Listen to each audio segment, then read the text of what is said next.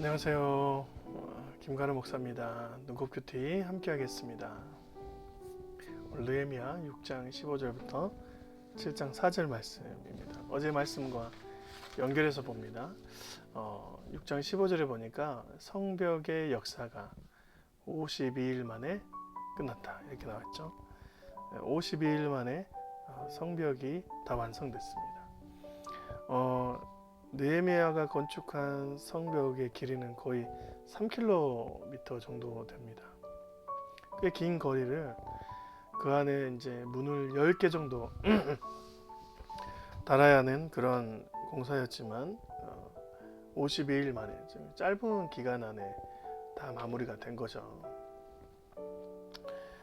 이렇게 엄청난 집중력을 가지고 이렇게 성벽을 재건했습니다. 이것은 느헤미야의 강력한 리더십과 또한 그 안에서 함께했던 이제 백성들의 단합력이 있었기 때문입니다.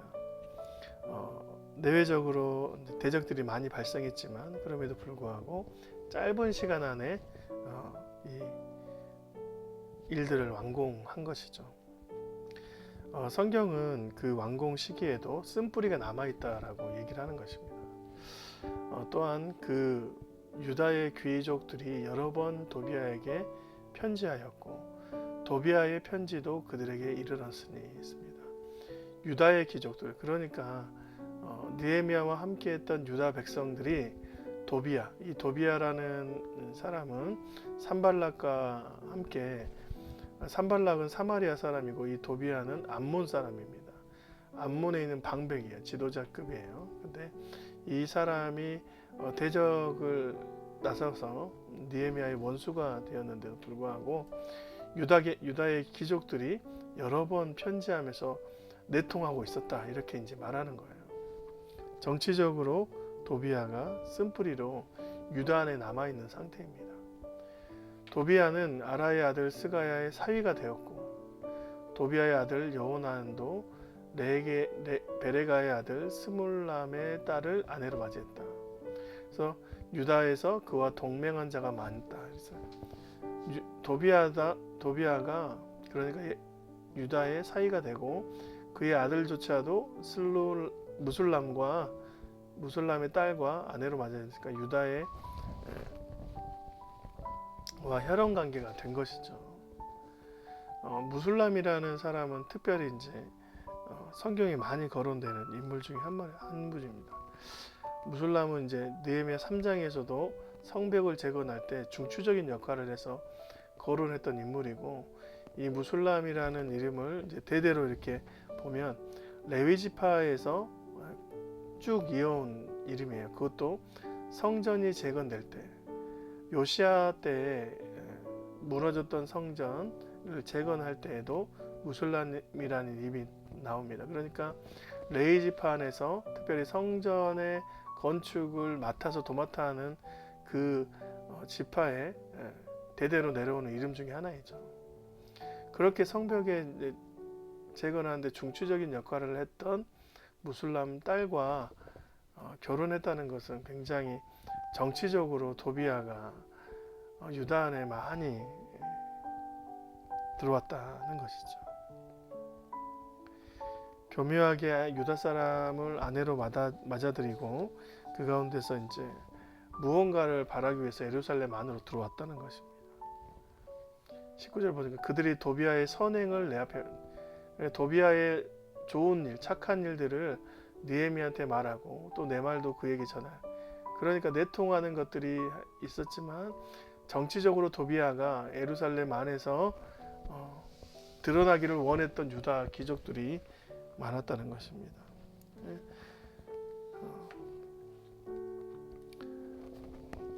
성벽을 재건했지만 그 안에 쓴뿌리가 많이 있었던 거죠. 그걸 두렵게 하고자 했다.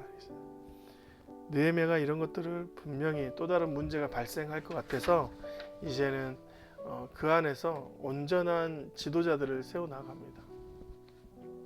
7장 1절이죠. 성벽이 건축됨에 문짝을 달고 10개의 문짝을 달고 문지기와 노래하는 자들과 레위 사람들을 세웠다 이렇게 나와 있잖아요. 그러니까 문짝을 달고 그 안에 문지기가 세워져서 철저하게 출입을 통제하고 노래하는 자들, 다시 말해서 하나님을 찬양하는 자들과 안에서 제사를 집례하는 레위 사람들을 잘 세워나갔다라는 것입니다. 안에 분위기가 자칫 잘못하면 도비아 때문에 우상을 섬기는 분위기가 될 수 있으니까 그때부터 완전히 안에서 하나님을 섬기는 공간으로 만들어내겠다라는 느헤미야의 의지였다는 것이죠. 그리고 그 안에 영내 관원을 세우는데 내 아우 하나니와 또한 영문의 관원 하나냐가 함께 예루살렘을 다스리게 하였다. 이 사람들은 하나냐는 충성스러운 사람이요 하나님을 경외함이 무리 중에 뛰어난 사람이었다. 이렇게 하는 것이죠. 하나님의 백성들, 특별히 지도자들은 죽기 전에 할 일은 자신과 같은 온전한 리더들을 잘 세우는 일이 가장 큰 일입니다. 그런데 가장 합당한 후계자는 여러분, 자신들의 스승과 선배들의 말을 잘 따르는 것이 아니라 하나님을 경외하는 사람이 가장 탁월한 차세대 리더가 되는 것이죠.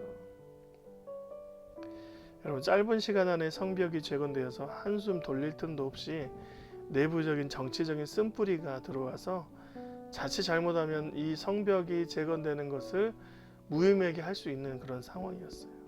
그런데 느헤미야는 그 쓴뿌리들을 모두 꺾어버리고 그 안에 있는 모든 분위기가 하나님을 예배하는 곳으로 만들어놨습니다. 3절, 내가 그들에게 이르기를 해가 높이 뜨기 전에는 예루살렘 성문을 열지 말고 아직 파수할 때에 곧 문을 닫고 빗장을 지르며 또 예루살렘 주민이 각각 자기가 지키는 곳에서 파수하되 자기 집 맞은편을 지키게 하라 해노라 했습니다. 긴장을 늦추지 말라는 것이죠. 함부로 열고 닫고 하지 말라는 것입니다. 이 문은 누군가 정치적으로 힘이 센 사람들이 열고 닫는 것이 아니라 하나님 앞에서 온전하게 지키는 사람들이 열고 닫는 문으로 만들어내겠다는 것이죠. 그 성읍은 광대하고 성읍의 크기가 크고 그 주민은 적으며 가하고 미처 건축하지 못했어요. 그러니까 한 번에 도비아와 같은 정치적으로 입지가 있는 사람들이 들어가서 그 안에서 건축하고 성읍들을 많이 만들어내면 정치적으로 그것을 다 뺏길 수 있는 상황이 되는 것입니다. 그래서 그 안에서 모든 사람들을 주의하고 분별을 시키는 그 일들을 먼저 했어요. 느헤미야가 성벽이 다 재건되었지만 그럼에도 불구하고 굉장히 분별력 있이 민감하게 반응합니다. 우리 인생도 마찬가지잖아요. 다 된 것 같지만 다 된 것이 아닙니다. 그때부터 시작인 것이죠. 그래서 바울이 말하잖아요. 그런즉 선줄로 생각하는 자는 넘어질까 조심하라. 우리가 즐거워할 때가 있는데 세상 속에서 안심하고 다 이룬 때가 우리가 즐거워할 때가 아닙니다. 그때도 우리는 하나님 앞에서 영적인 전투를 지내야 돼요. 우리가 즐거워할 때는 단 한 방향이죠. 하나님에게서 나아갈 때 하나님이 주신 평강과 기쁨이 있을 때 우리는 즐거워야 됩니다. 내가 이뤄낸 무언가가 완성된 것이 우리의 즐거움의 때가 아니라 하나님께서 우리에게 주신 그 평강과 즐거움이 있을 때 우리가 그 안에서 그 즐거움과 평안함을 느끼고 겉으로는 영적인 전투를 지속하고 그 안에서 주님이 우리에게 주신 평강을 맛보는 사람들이 하나님의 백성임을 믿습니다. 그래서 우리가 참된 안식처는 하나님 나라인 것이죠. 하나님 나라가 하나님의 참된 안식처임을 믿고 오늘도 살아내시는 저와 여러분이 되시길 주님의 이름으로 축원드립니다. 고맙습니다. 안녕히 계세요.